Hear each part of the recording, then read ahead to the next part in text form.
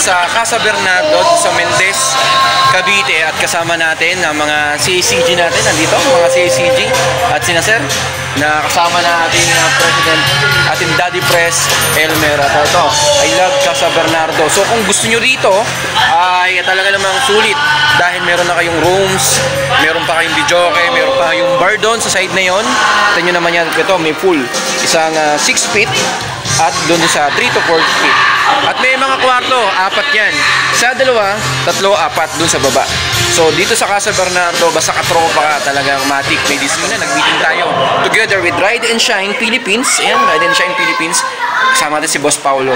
Kasama natin na ka-meeting natin at kasama natin to tie up doon sa mga future ng katropa at ng Casa Bernardo at ng Ride and Shine Philippines. Talaga nagsama-sama para sa ating mga riders. At kung gusto nyo, sawa na kayo sa Manila, sawa na kayo sa Pansol, Los Baños, Laguna.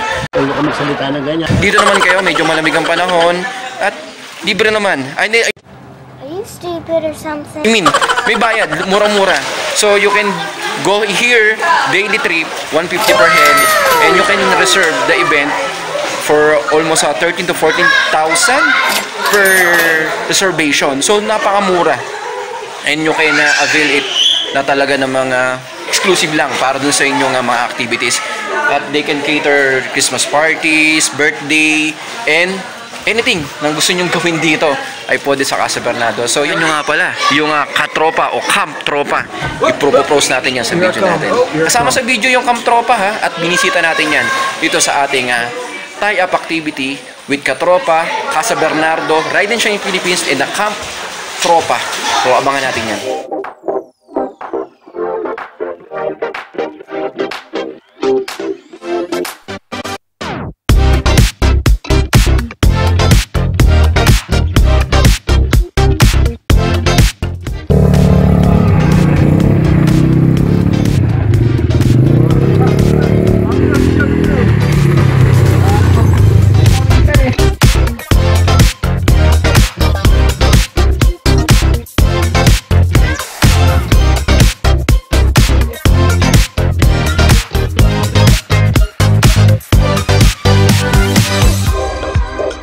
Yan, kasama natin si Press Elmer. It's a biglaang ocular visit sa Camp Tropa. Camp Tropa ng Sir Elmer, no?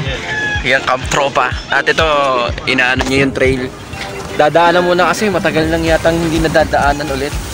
So yan yung pinaka plan ni Sir Press Elmer o Daddy Press ng ating katropa.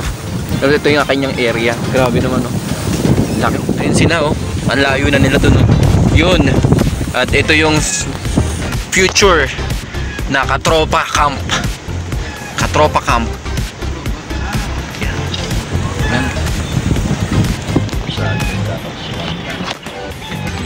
So yan. Ito may mga plano si Daddy Press sa ating katropa camp. Pwede itong gawa ng trail ng ATV, MTB at kung ano-ano pa. Campsite pwede rin. At grabe yan. Yan ang mga kasama natin nagbibideo. Yan, hi. Nakatropa. Kami napakalawak din ito. Almost ilang hectares to, sir? Mahigit 1 hektaryang lupa para sa Camp Tropa. At exclusively Camp Tropa. Yes, oh yes, sir.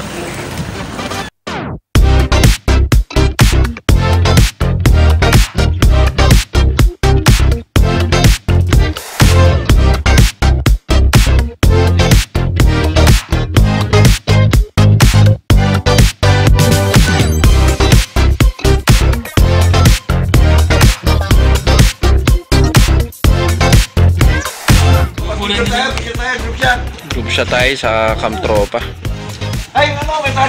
So ito yung ating Camp Tropa na for now, in the beginning ano muna, exclusive lang muna sa Camp Tropa habang hindi pa nade-develop. Ito ay naglalayo na para kahit papano yung mga katropa natin na nag-out of town, gustong magpahinga at magano ay na ito. Meron ng area para sa mga katropa. Wala na kayong babayaran, no, sir, no? Free of charge from Daddy Press. At kada isang organization ng meron silang kubo. Yun, sir, pwede. Yes, sir. LGU and NGO, sir, welcome po. Oh. And yung mga bisita. Ayos, maganda yan. Mamarkahan ko na to. Yes. Ayun, tago sa gate. Ang bilis eh. Ang bilis talaga na. Camp Tropa. Pwede natin yan, no, sir. So, yun yung drone. Pagbalik natin dito, no? Dadalhin ko drone ko. Dadalhin natin yung drone. Trip natin na tayo nun. Nagka-clearing. Yes, sir. Dadalhin din namin yung drone ni sir para makita. Sa gate to. Iyon. Ito na ang Camp Tropa. Ito, puti lang yun ang mga ayos. Oh.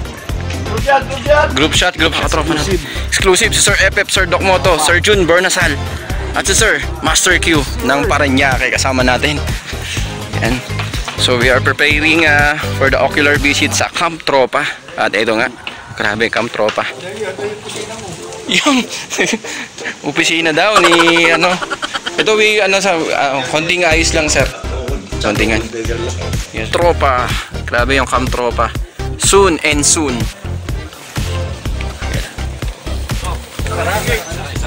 Camp Tropa.